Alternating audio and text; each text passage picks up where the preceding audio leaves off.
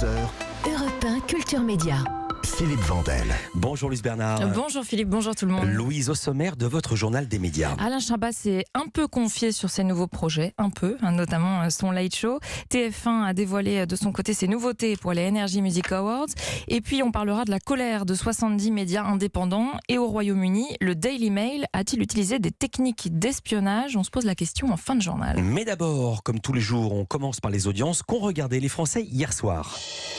Alors vous savez, lundi, ce sont des grosses soirées, puisqu'il y a deux grandes séries sur TF1, France 2 qui marchent très bien, et puis il y a sur M6 L'amour est dans le pré.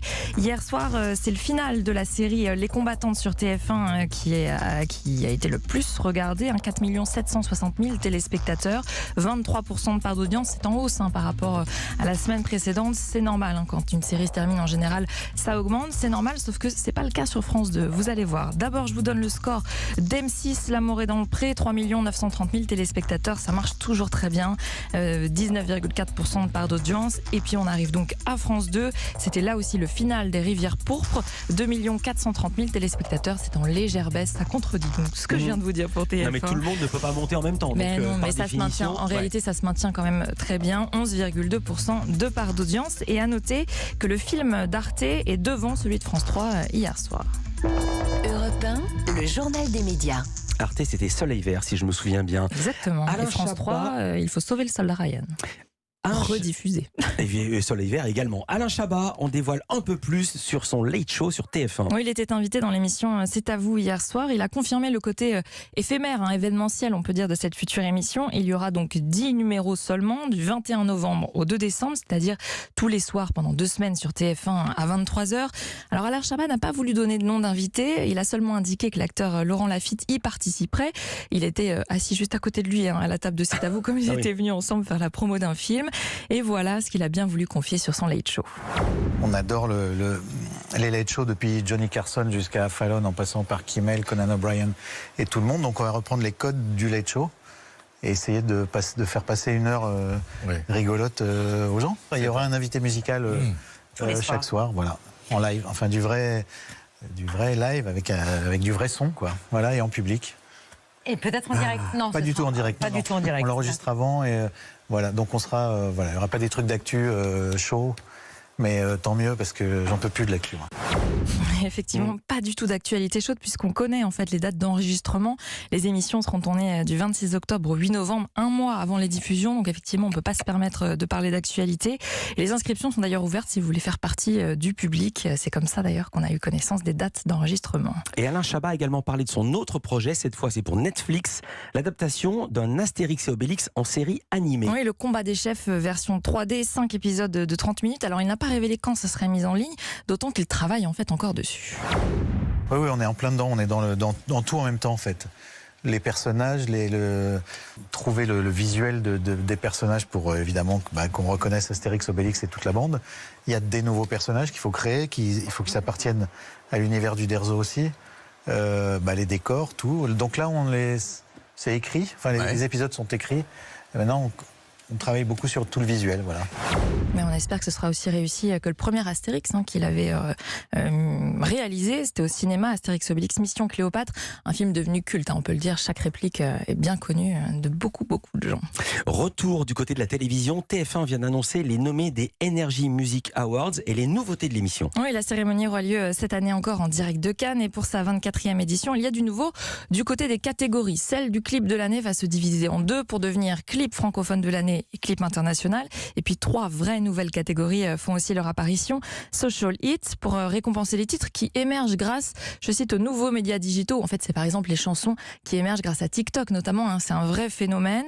Autre catégorie, reprise ou adaptation. Bon là, on comprend bien. Et puis la dernière petite nouvelle, tournée francophone. Et sur sa lancée, TF1 a également annoncé les nominations. Ouais, je vous détaille pas les 17 catégories, mais ce qui ressort de la liste, ce sont 2 noms, David Guetta et Orelsan, les 2 artistes à avoir le plus de nominations. David Guetta dans 6 catégories et Orelsan donc 4. Et en plus, ils se payent le luxe d'être nommés 2 fois dans la même catégorie chacun. C'est-à-dire qu'en réalité, c'est 7 et 5 nominations. Pour David Guetta, c'est chanson internationale, il en a 2.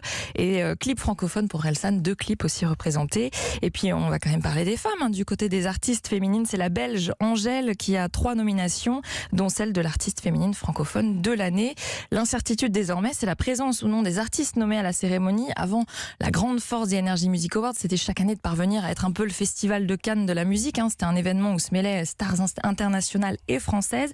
Mais ce n'est plus le cas, il faut le dire, depuis quelques années. Et puis, dans le contexte actuel, c'est encore plus difficile de faire venir les artistes internationaux. TF1 n'a d'ailleurs pour l'instant annoncé aucun nom. Les votes sont ouverts au public depuis hier midi. 1 vote par jour autorisé. Et puis c'est nouveau, il sera désormais possible de voter jusqu'au jour de la cérémonie. Ce sera le 18 novembre. Plus de 70 médias indépendants s'insurgent contre une décision de justice. C'est une décision qui concerne le site d'information reflet.info. Il était poursuivi en justice par Altis, le groupe de Patrick Drahi, pour avoir publié des articles basés sur des documents volés. Alors volés non pas par le site d'information, mais par des pirates informatiques qui les avaient mis en ligne. Ces articles racontaient notamment le train de vie du milliardaire, son utilisation de jets privés. Et la justice a décidé non pas de demander la suppression de ces articles publiés, mais a interdit à Reflet d'en publier d'autres qui seraient aussi écrits à partir de documents piratés. C'est une décision qui a mis en colère Reporters sans frontières, qui dénonce un contournement déplorable du droit de la presse. Plusieurs syndicats de journalistes se sont aussi insurgés. Et puis hier, 74 médias indépendants ont publié une tribune intitulée « Patrick Drahi ne nous fera pas taire ». Ils apportent leur soutien au site d'information reflet.info et dénoncent, je cite, un procès bâillon qui frappe durement un média indépendant fragile financièrement. Et puis ils ajoutent à propos de ce procès qu'il ruine le principe démocratique d'une presse libre et indépendante. Alors sur quoi s'appuie la justice pour prendre une telle décision ? En fait, sur une loi récente de 2018 qui protège le secret des affaires, là où les journalistes plaidaient l'intérêt général de la publication de telles informations. Et c'est ce qui met particulièrement en colère ces plus de 70 médias indépendants, car cette loi avait été critiquée à l'époque, en 2018, par les organisations de journalistes qui avaient alerté sur la possibilité justement qu'elle se heurte à la loi sur la liberté de la presse. Et donc, la tribune estime que c'est ce qui se passe actuellement. Ils appellent donc le gouvernement à se saisir de cette question. Reflet.info a fait appel de cette décision de justice. Et pour terminer ce journal, on part en Angleterre avec cette question. Le Daily Mail a-t-il espionné des personnalités? Oui, c'est la question que se pose notamment le prince Harry ou encore Elton John. 6 personnalités au total ont porté plainte contre l'éditeur du Daily Mail. Alors le Daily Mail, c'est un journal anglais, c'est un de ces fameux tabloïds, vous savez, qui fait ses choux gras de la vie privée des célébrités. Et justement, pour obtenir davantage d'informations privées, le journal aurait-il utilisé des techniques d'espionnage, des techniques illégales? Oui, selon les avocats des plaignants, ils parlent de mise sur écoute à leur domicile ou dans leur voiture, d'accès à des données médicales, aux comptes bancaires aussi. Ils auraient, je cite, pris connaissance de preuves irréfutables. Le Daily Mail, lui, de son côté, dit réfuter totalement et sans ambiguïté ces diffamations grotesques. Les tabloïds anglais sont connus, il faut savoir, pour être très offensifs sur la vie privée des personnalités. C'est beaucoup plus fort qu'en France, en fait. Il y a une explication juridique à cela.